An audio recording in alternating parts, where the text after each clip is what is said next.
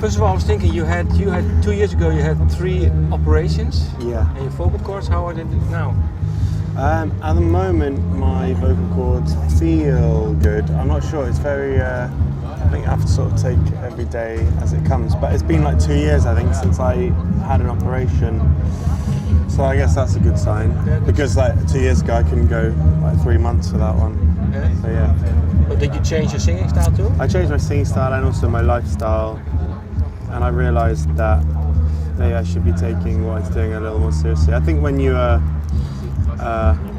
first like studying this and people like give a shit, you feel like you've got a ticket to ride and you kind of feel like invincible, you can't even believe it. And I think artistically I was taking it seriously, but perhaps, I don't know, I didn't really think about repercussions of going out. I mean, I'm not just going out every night, but just like talking and being, I don't know, I wasn't being a vocal athlete. What was it for you when you had this? Well, no, it was obviously scary. Like the third time around, it was like Justin didn't talk for 6 weeks, and it got really scary. We were in the States when it happened the third time, and we had to pull a very long headline tour around the stage, which was obviously a bummer. But and it just got scary because like it was just looking like that. We didn't know if Justin was ever going to be able to sing again. Like, so it was obviously quite scary. But we're here. We got through it, and hopefully that will be the case. Were you also scared that you couldn't sing again, or?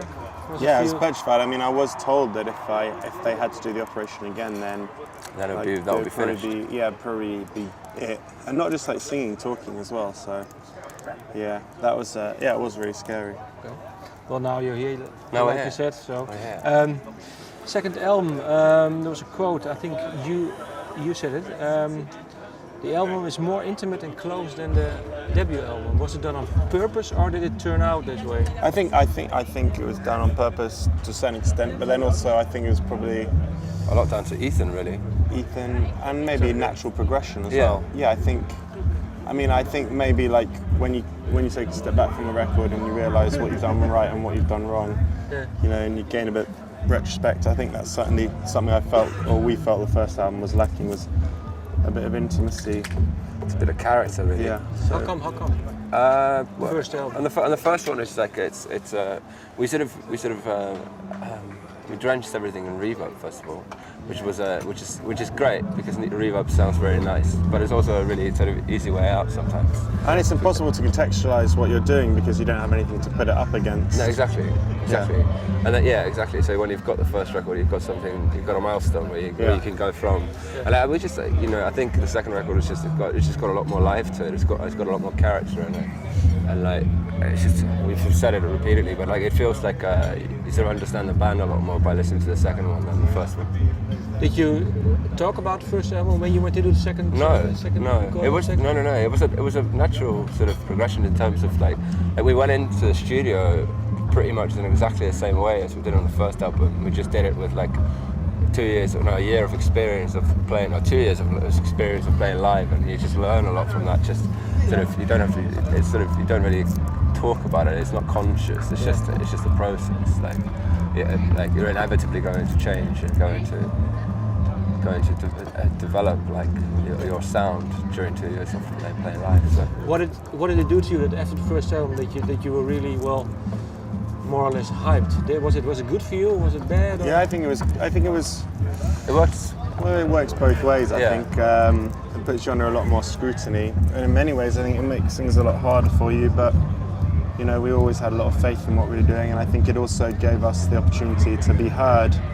And we kind of believed that when we were heard, we'd be appreciated. And so, actually, like looking back, perhaps it would have been nice to have slightly more organic growth, but growth itself is not easily attained. Attained in this world. And so, I don't really know if there's much I'd change in reality. There is another quote that's about the second album, that from day one we wanted to write pop songs. What do you like about really pure pop songs? I just love the kind of I just love the no bullshit kind of aspect of pop music and like the melody and the sentiment and it's really good pop music's always really straight to the point. Like often it's clever, but it's never trying to be clever. And I just like the way it makes me feel when I hear it. I appreciate as a genre, there's nothing that has developed more because like the concept of pop music changes like every week pretty much. So you can't pinpoint what is pop and what isn't. It's just like it's just something about melodies and like the perfect pop song hasn't been written and it probably never will be written. So it's an interesting genre to be in. Maybe every time has its own perfect pop song. Yeah, exactly. Yeah. But it's constantly developing. Yeah. You know. Who do you admire as a pop writer?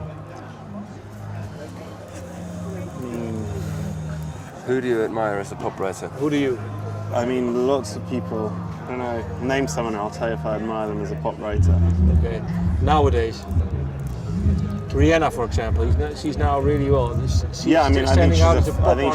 think she's a brilliant artist. I love a lot of her music. I don't know how much of it she writes herself, but like the way, I don't think that takes anything away from her as an artist. I think Rihanna's amazing. Yeah.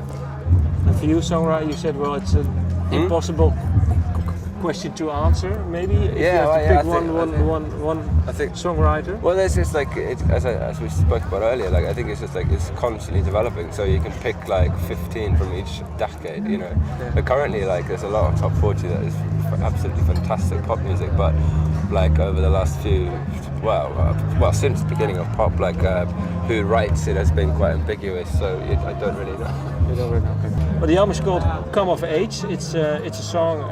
It's a line in the song "No Hope." Why did you pick this line from this song? Is it? Well, I mean, both records have been named by choosing a line from the first single, and I guess both of them have kind of summed up on one level how like we felt sort of as people, and on another level there's that kind of bubblegum aspect, and it kind of like rolls off the tongue in that sort of classic 50s, 60s way of naming a record. And I just think it's hard to come of age is a kind of a sentiment found throughout the record, and it kind of summed it up, I think. Did you come of age on this album, or are you just now No, slowly? I don't think so. I don't think you wake up and I think that's sort of maybe in. Well, I certainly hope that's never going to happen. Yeah. Why not? It's just it would take all the fun out of it. Okay. Are you writing now for your new album? Yes. What's the sound going to be? I don't know yet. No idea. No, I don't know yet. I honestly don't know. I hope we don't make the same record again. But I don't know, until it kind of comes to life, you never really know. But are you writing with an acoustic guitar, or you just? I am, but then I suppose everyone does it in different ways, and yeah, essentially, yeah. And that's how it starts. But then, yeah. And how do you make a transition then? Do you always want to make it? Not always. In fact, we just recorded an EP, and the acoustic guitar stayed on all 4 songs, didn't it? And I didn't play electric guitar on the new EP. So no, I think that. I actually think that perhaps we won't be bound quite so tightly by, I don't know, well, our own restrictions that we placed on ourselves. I think maybe we will be lifting on the next record two electric guitars, bass and drums, with no overdubs or anything. I feel like we made 2 records like that, and it'd be nice to explore a bit more on this next one. And maybe other instruments too? Maybe. Yeah, maybe. I think like we're a very sort of song-based band. We don't really think about records in a sort of a conceptual way. So like we just treat every single one of them as it comes, really. Exactly. And like maybe we feel that the whole lot needs to be brushed drums and acoustic guitar. Maybe we think that it's going to be completely programmed. Well, I don't know. We'll just see. When will you be recording and maybe releasing? Well, there's like an ideal plan in place, but there's no way of. We're just going to finish. We're just going to get the record done, I think. Yeah, not just really when we're ready, really. Else, yeah. The next year. Hopefully. Hopefully next year. yeah. I mean, we like releasing music as Yeah. often as we can. Yeah. Before the interview, I heard you talk about Tom Odell. Yeah. What do you like about him? I think it's just like he's a very classic talent. I like the sort of classic nature of it. He's a fantastic piano player and he's got a great voice. And there's no frills, no bullshit. Like, he's very, you know. Like, I think he's a very talented individual. Because he's getting pretty big now. Yeah, his record's out next week actually. So, yeah, we've seen him. We've played with him a couple of times before, and like we're quite friendly with him. He's a nice guy, and yeah. Last question. Well, it's been 2011 album, 2012. You said coming of age. What sort of plan do you have for, I don't know, 10, 20, 30 years? Keep going. Yeah, keep going. Keep going until we get bored of it. Stay alive. Yeah, stay alive. Yeah. Stay alive. Yeah. As a band. Who knows? Yeah, we don't tend to plan any further than sort of 2 hours ahead. So we don't really know what's going to happen. I'd like to. I'd like to, Yeah. to know what happens.